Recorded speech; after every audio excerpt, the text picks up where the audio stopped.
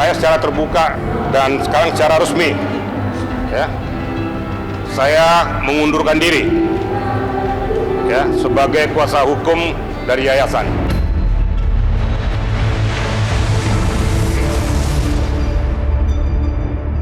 Peristiwa yang sekarang keberangkatan daripada Gary dan Densu ke sana tuh, menurut hemat saya sebagai seorang penyidik, sudah menabrak barikade undang-undang. Makanya saya ingatkan ke Pak Denny Sumargo, Pak Denny nggak usah ikut campur sih, Pak.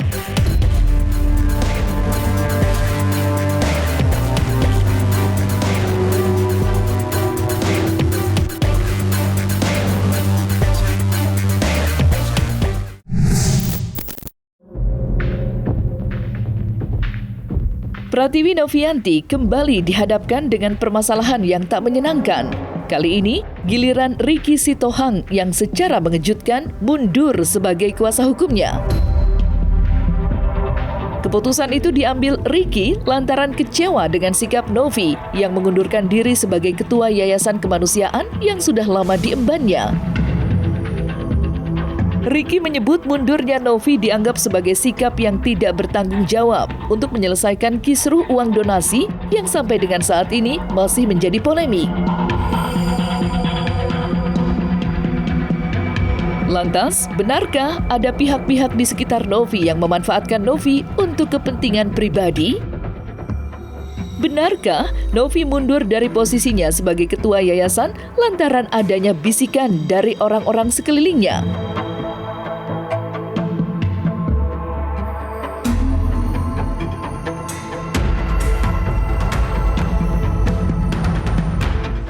Saya secara terbuka dan sekarang secara resmi, ya, saya mengundurkan diri, ya, sebagai kuasa hukum dari yayasan. Kenapa saya harus mengundurkan diri? Karena saya mempunyai sifat hukum adalah hukum.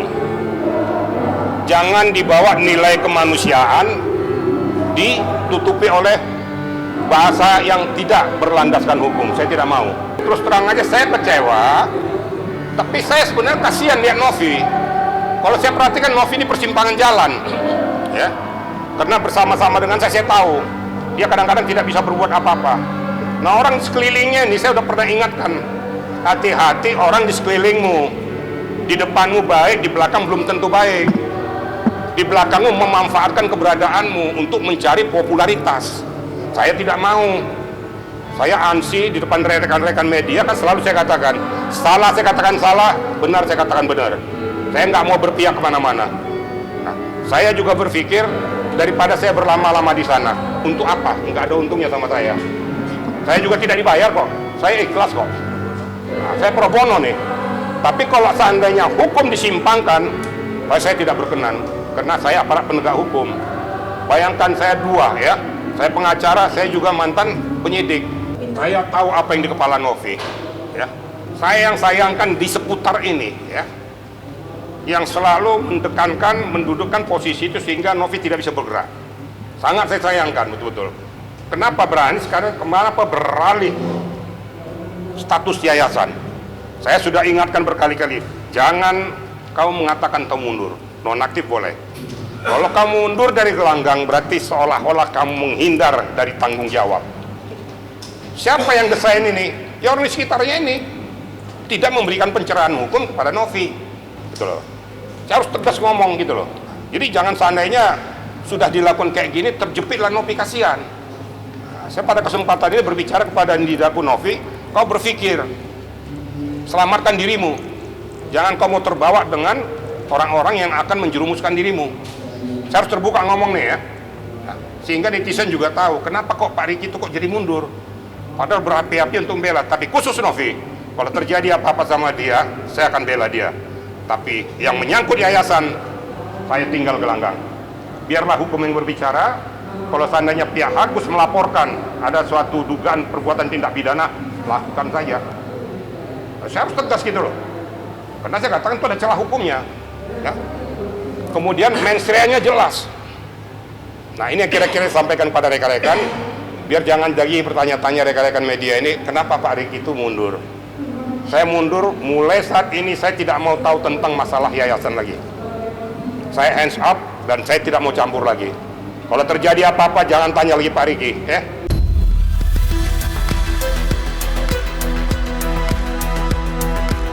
Selain sikap Novi, penyelesaian uang donasi 1,3 miliar yang dialihkan untuk korban Nusa Tenggara Timur atau NTT juga disebut-sebut menjadi alasan Riki Sitohang mundur sebagai kuasa hukum Novi. Mantan petinggi Polri itu menyebut pengalihan donasi 1,3 miliar untuk korban bencana alam NTT melanggar prosedur hukum. Namun apa dikata, nasi telah menjadi bubur. Denny Sumargo dan Gary sudah membawa uang donasi untuk diberikan ke korban bencana alam NTT. Padahal sebelumnya, Riki sudah memberikan nasihat agar uang donasi diselesaikan di jalur hukum. Mengingat uang donasi merupakan uang sengketa, tidak bisa diputuskan secara sepihak. Lantas, apa konsekuensinya jika pihak Novi dan Denny Sumargo tetap menyalurkan uang donasi? Dan perlawanan seperti apa yang akan dilakukan pihak Agus jika uang itu disalurkan?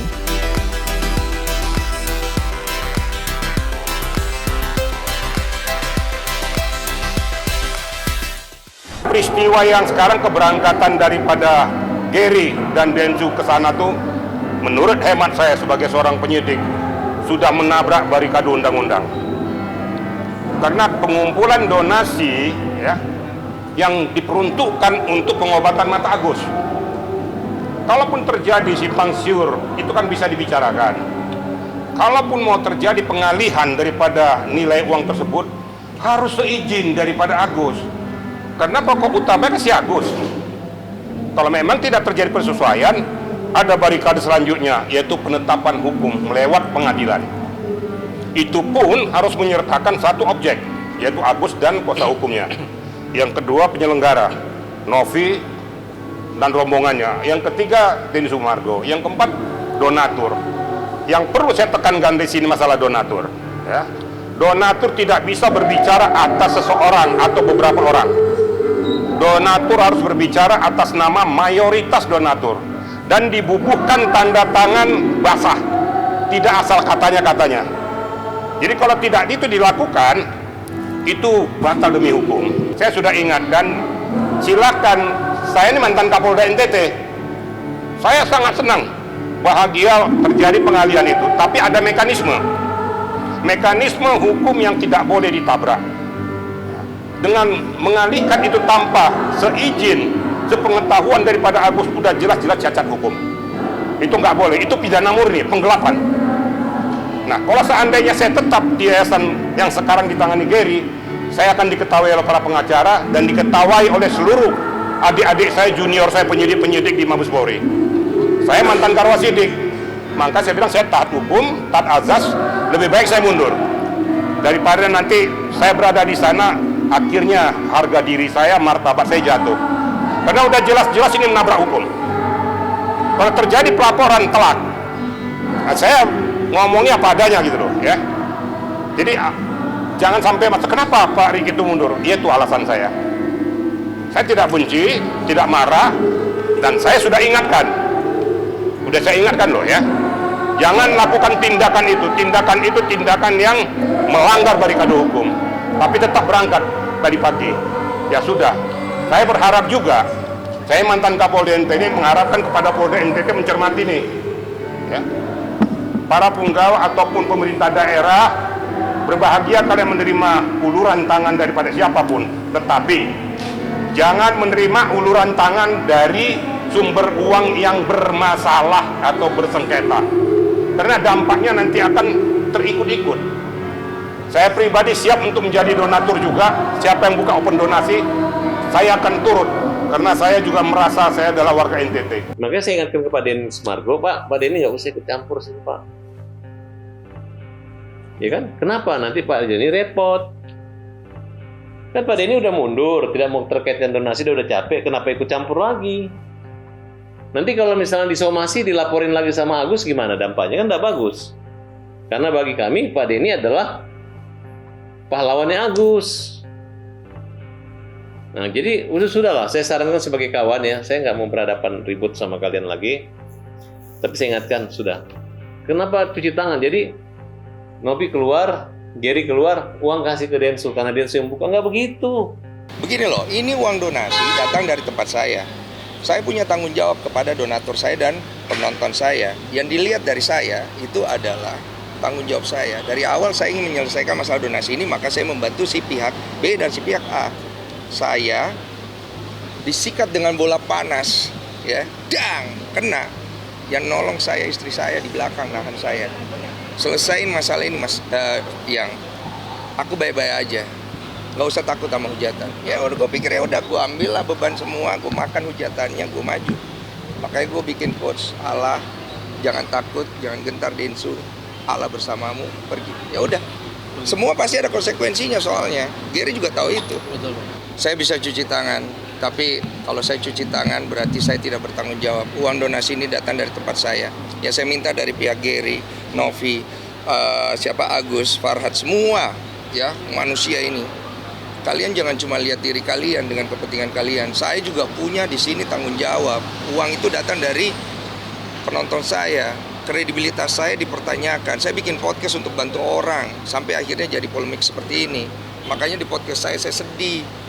Karena akhirnya perkara ini menjadi melebar kemana-mana. Saya anggap ya, ini bukan salah Novi, Gary, bukan salah Farhad, Agus, bukan salah kalian semua, salah saya. Dari awal saya nggak bersikap tegas, dan hari ini saya mau bersikap itu. Cukup Densu jadi orang bijaksana, biarin tangan mereka bang yang kotor. Denny Sumargo nggak usah kotor tangan. Jangan. Jadi kita itu jadi pahlawan aja. Jangan kita yang korban gitu. Nanti tetap aja yang dilaporin atau yang digugat itu kan orang yang bertanggung jawab gitu. Walaupun lo berpikir, enggak lah, ini kan lo yang setuju kan, gue cuma nggak begitu. Karena tidak ada legal standingnya Denny untuk memegang uang itu. Apa dasarnya dia memegang uang itu? Nggak ada.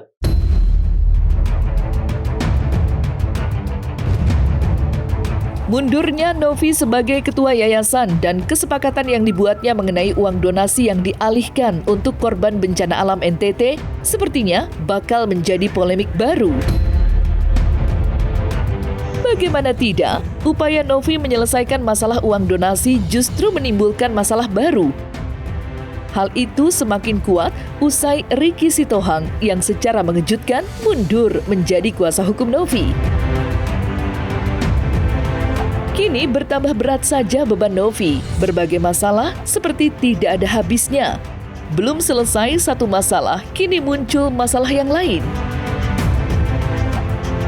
Dan berikut curahan hati Novi yang mengaku lelah menghadapi berbagai masalah yang menimpa dirinya.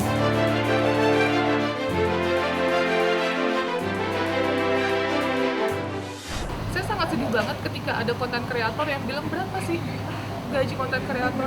Gue tau terberat banget, capek beneran. 3,5 bulan kita kayak gini. Padahal niat kita bantu orang. Mungkin teman-teman di sini bisa merasakan lah ya. Ketika kita niat bantu tapi ada aja halangannya, dan kayak capek, lelah, fisik, mental, semua. Kita udah mati-matian. Yang berhak menangis itu hanya Agus. Dari awal Agus sampai sekarang menangis. Jadi kalian juga jangan capek-capek, siapa suruh kalian bikin masalah sendiri. Orang yang udah mau damai tiba-tiba nggak jadi damai. Orang sudah mau dikasih uang tiba-tiba nggak ngasih uang. Orang mau dioperasi tiba-tiba nggak dioperasi. Orang yang kata-kata tiba-tiba mundur tiba-tiba maju lagi. Jadi jangan dibalik-balik. Air mata itu ada pada tempatnya. Pada orang lemah, makanya kami sebagai pembela kaum lemah kita ada di situ. 2021 saya berjuang sampai sekarang, itu sama sekali saya pastikan tidak ada bantuan dari siapapun. Walaupun ada donatur yang bantu, itu saya nggak pernah meminta, saya nggak pernah mengemis, tidak pernah open donasi untuk membantu ODGJ atau membantu anak-anak asuh saya dalam pembiayaan. Gitu. Dan satu lagi, banyak banget yang beredar sekarang ini, katanya saya menerima uang money laundry, cuci uang atau uang apalah, saya nggak ngerti, uang pajak dan lain-lain. Saya pastikan dari saya mendirikan yayasan 2021 Desember sampai sekarang itu tidak ada, ya. Buktikan kalau ada, penjarakan saya seumur hidup. Silakan penjarakan saya. Saya izin ya melanjutkan. Jadi Teh Novi itu per hari ini sebenarnya per tanggal 2 sudah resmi secara sah hukum itu bukan lagi ketua yayasan, bukan juga pengurus dari yayasan, bukan pembina yayasan juga. Jadi Teknopi tidak punya hak lagi di dalam yayasan itu. Ini memang sangat menyedihkan ya, karena memang sebenarnya yayasan itu bergerak di bidang sosial. Teknopi berniat untuk membantu masyarakat banyak, kemudian harus terhenti gara-gara kasus ini.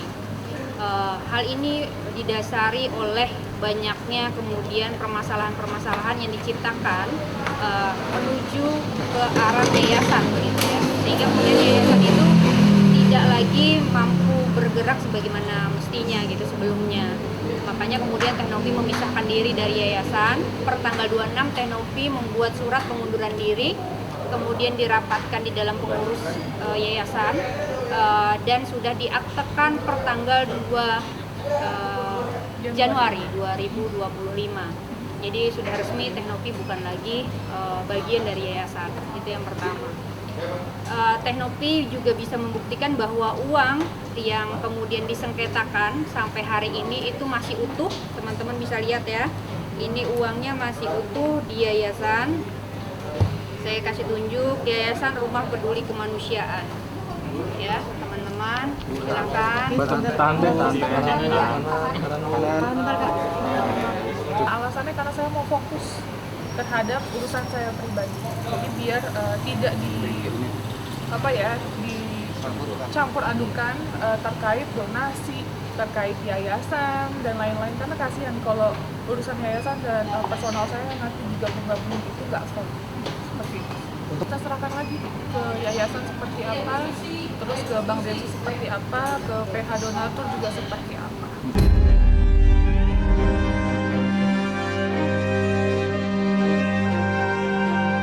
Nah, selesai sudah Cumi Lovers, saksikan terus Cumi Camp In-Depth, kabar lengkap, mendalam, dan akurat dari narasumber terpercaya. Dan jangan lupa untuk like, subscribe, dan juga share channel YouTube Cumi Cumi.